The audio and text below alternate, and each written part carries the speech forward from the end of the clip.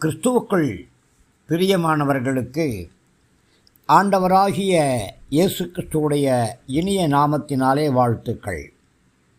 இந்த நாளின் தியானத்திற்காக நாம் எடுத்துக்கொண்ட வேத பகுதி நாகூமுடைய தீர்க்கதரிசன புஸ்தகம் 1 அதிகாரம் 15 வசனத்தின் கடைசி பகுதி. துஷ்டன் இனி உன் வழியாய் கடந்து வருவதில்லை, அவன் முழுவதும் சங்கரிக்கப்பட்டான் என்று கர்த்தர் சொல்கிறார். பிரியமானவர்களே, அசீரியருடைய சேனையை கர்த்தர் சங்கரித்து போட்டார். அவர்களுடைய ஆவியை முறித்து போட்டார். அவர்கள் முழுவதுமாய் சங்கரிக்கப்பட்டார்கள். கர்த்தருடைய ஜனத்திற்கு மிகப்பெரிய ரட்சிப்பு உண்டானது.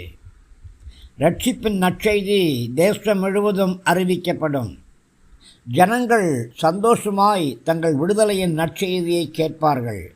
ஆம் பிரியமானவர்களே, சத்துருவின் சேனையை கர்த்தர் தகர்த்து போட்டுவிட்டார். அவர்களுடைய ஆவியை கர்த்தர் முறித்து போட்டுவிட்டார். சத்துருவின் எல்லா வல்லமைகளும் முழுவதும் சங்கரிக்கப்பட்டன. தேவனுடைய ஜனங்களுக்கு ஒரு மிகப்பெரிய ரட்சிப்பு உண்டாயிருக்கிறது. இந்த ரட்சிப்பின் நற்செய்தியானது யூதேயாவில் மாத்திரமல்ல, எருசலேமில் மாத்திரமல்ல, இந்தியாவில் மாத்திரமல்ல, உலகம் முழுவதும் இந்த ரட்சிப்பின் நற்செய்தி வேகமாய் பரவி கொண்டிருக்கிறது. பிரியமானவர்களே, சனகரை எருசலேமுக்கு விரோதமாக வந்தபொழுது எருசலேம் நகரத்துக்குள்ளே இருந்தவர்கள் ஒவ்வொரு நாளும் கெட்ட செய்தியை கேட்டுக்கொண்டே இருந்தார்கள். ஆம், நம்முடைய வாழ்க்கையிலே தினசரி எத்தனையோ கெட்ட செய்திகள் நம்முடைய காதுகளுக்கு நேராய் கடந்து வருகிறது. நம்மை பயப்படுத்தும்படியாக, நம்மை கலங்க பண்ணும்படியாக, நம்முடைய சமாதானத்தை குலைத்து போடும்படியாக, நம்முடைய சந்தோஷ சமாதானங்களை எடுத்து போடும்படியாக, நம்முடைய ஆவியை கலங்க பண்ணும்படியாக எத்தனையோ துர்ச்செய்திகள் கடந்து வந்து கொண்டிருக்கிறது.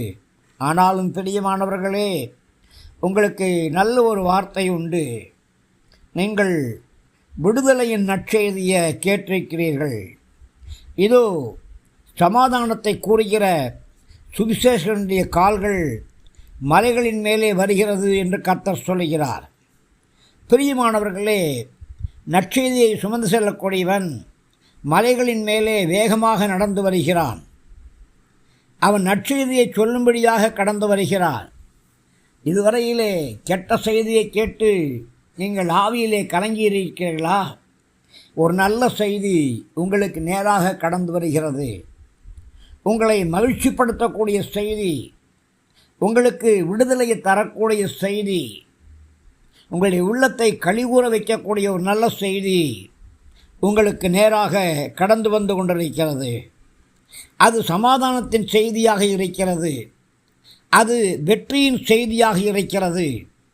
உங்களுடைய முகத்திலே சந்தோஷத்தை உண்டு பண்ணக்கூடிய செய்தியாக இருக்கிறது. நீங்கள் தூரத்திலேருந்து இந்த நற்செய்தியை கொண்டு வரக்கூடிய அந்த நபரை பார்க்கும் பொழுது உங்களுக்கு சந்தோஷம் உண்டாகிறது. பிரியமானவர்களே, ஏசாயாவும் நாகூமும் கூட இந்த சத்தியத்தை சொல்லியிருக்கிறார்கள். அப்போஸ்தலனாகிய பவுலும் கூட இந்த வசனத்தை மேற்கொள்ளாக சொல்லி தன்னுடைய நிருபத்திலே எழுதியிருக்கிறார். நம்முடைய கர்த்தராகிய இயேசு கிறிஸ்துவின் மூலியமாக நமக்கு ரட்சிப்பு உண்டாயிருக்கிறது. இந்த நித்திய சுவிசேஷத்தை அறிவிக்கிறவர்கள் உலகம் முழுவதும் பிரசங்கம் பண்ணிக்கொண்டே இருக்கிறார்கள். ரோமர் 10:15 சமாதானத்தை கூறி நற்காரியங்களை சுவிசேஷமாய் அறிவிக்கிறவர்களுடைய பாதங்கள் எவ்வளவு அழகானவைகள் என்று எழுதியிருக்கிறது என்று சொல்லப்பட்டிருக்கிறது.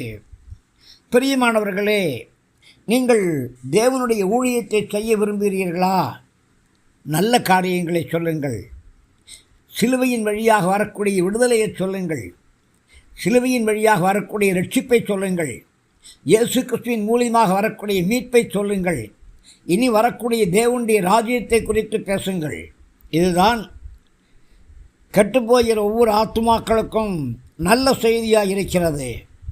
ஆம், இயேசு கிறிஸ்துவுடைய நாமத்தினாலே சமாதானத்தையே பிரசங்கம் பண்ணுங்கள்.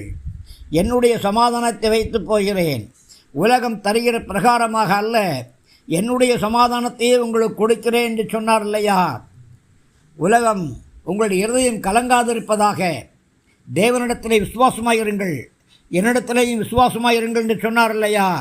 இந்த வார்த்தைகளை சொல்லுங்கள், இந்த வார்த்தைகளை மாத்திரமே சொல்லுங்கள்.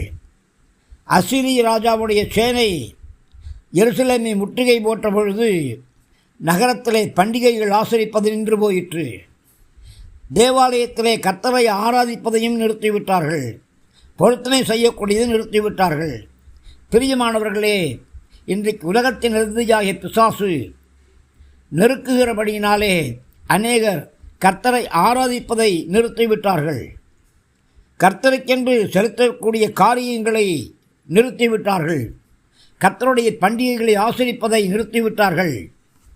பிரியமானவர்களே, ஒரு துக்கமான ஒரு காரியம் இது. ஆனாலும் கர்த்தரோ எருசலேமுக்கு விரோதமாக முற்றுகை போட்டிருந்த அசீரியரை துரத்திவிட்டார். அவர்கள் இனிமேல் எருசலேம் வழியாக கடந்து வர மாட்டார்கள். எவ்வளவு நல்ல செய்தி, எவ்வளவு உற்சாகமான செய்தி, எவ்வளவு பெரிய விடுதலையின் செய்தி. சத்துரு துரத்தப்பட்டான், சத்துரு காணாமல் போனான்.